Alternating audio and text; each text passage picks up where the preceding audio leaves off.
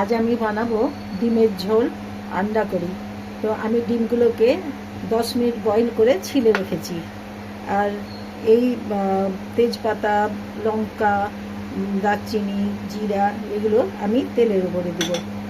আর এই টমেটো, রসুন, আদা, জিরা, কাজু আর এই যে বড় ইলচির এই দানাগুলো আমি পিষে দিব। আর এই পেঁয়াজ আর আলুগুলো ভেজে দেব। তো আপনারা দেখছেন চৌধুরী কিচেন, আর আমি কিভাবে এই রেসিপিটা বানাচ্ছি সঙ্গে থাকুন, দেখুন। এখন আমি ডিমের ঝোল রেসিপিটা চালু করছি। প্রথমে তেল দিয়ে দিচ্ছি।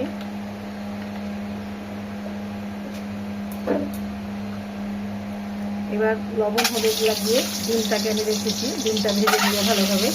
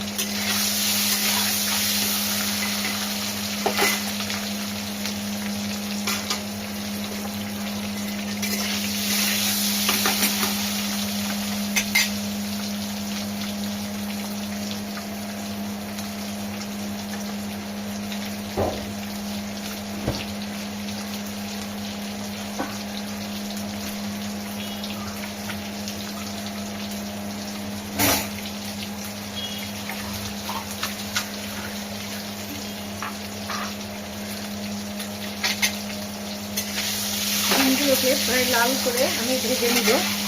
প্রায় 3 মিনিট মতো টাইম লাগবে।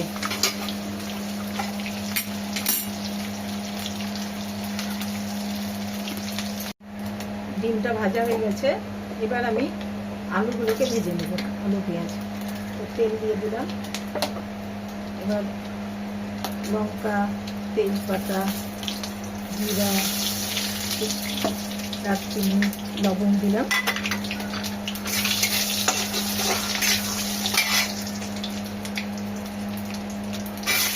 এবার আমি আলুটাকে ভেজে নেবো খানিকক্ষণ, তারপর আমি পেঁয়াজটা ভাজতে দেবো।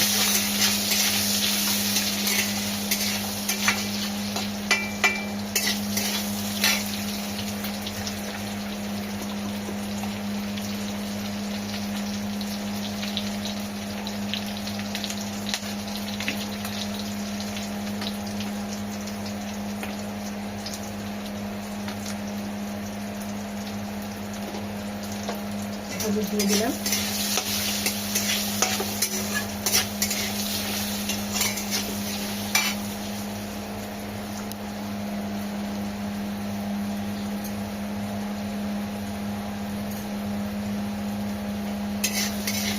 আলুটা একটু ভাজা ভাজা হয়ে এসছে। এবার আমি পেঁয়াজগুলো দিয়ে দিচ্ছি। পেঁয়াজগুলো লাল হয়ে ভাজা হবে, তারপরে আমি মশলাগুলো দিব। তো এটা আলু পেঁয়াজটা ভাজা ভাজা হতে প্রায় 4 মিনিট মতো টাইম লাগবে। এবার আলুটা ভাজা হয়ে গেছে, আলু পেঁয়াজ। এবার আমি লঙ্কা পাউডার দিয়ে দিচ্ছি।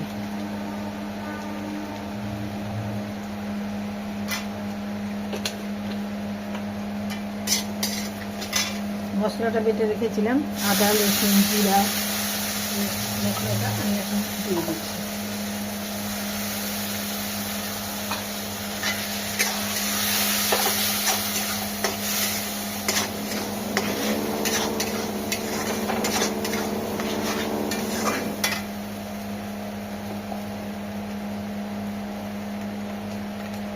এবার আমি স্বাদ অনুসারে লবণ দিয়ে দিচ্ছি।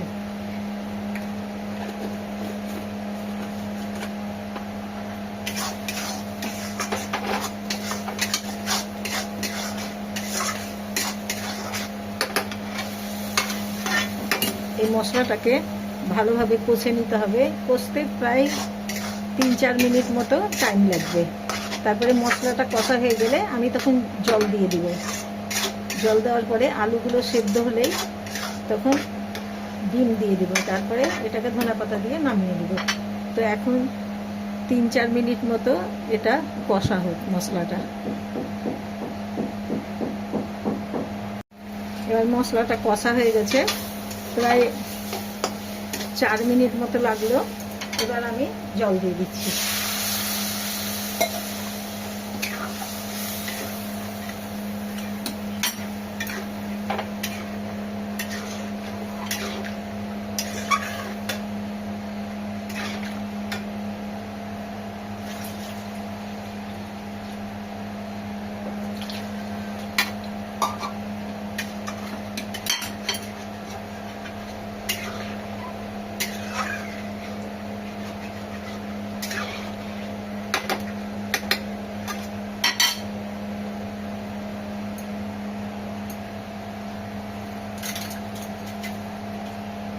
এবার আমি ঢাকা দিয়ে দিচ্ছি।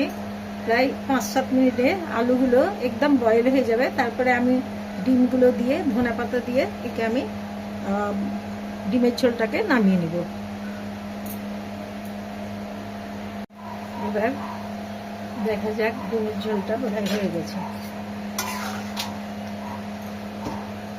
এবার আলু সিদ্ধ হয়ে গেছে।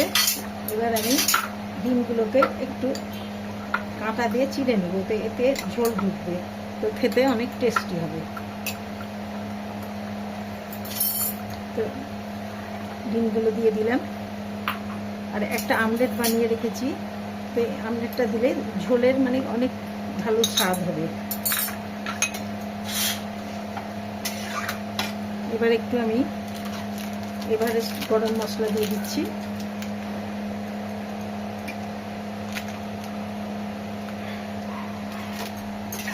অল্প খানিক দিলাম, আর খানিকটা বেশি করে ধনেপাতা দিচ্ছি। এতে মানে খাবারটা হেলদিও হবে আর টেস্টিও হবে। তো এবার আমি স্লো আঁচে এই ডিমের ঝোলটাকে 2 মিনিট রেখে দিব। 2 মিনিট পরে আমি এই ঝোলটাকে ঢেলে নিব।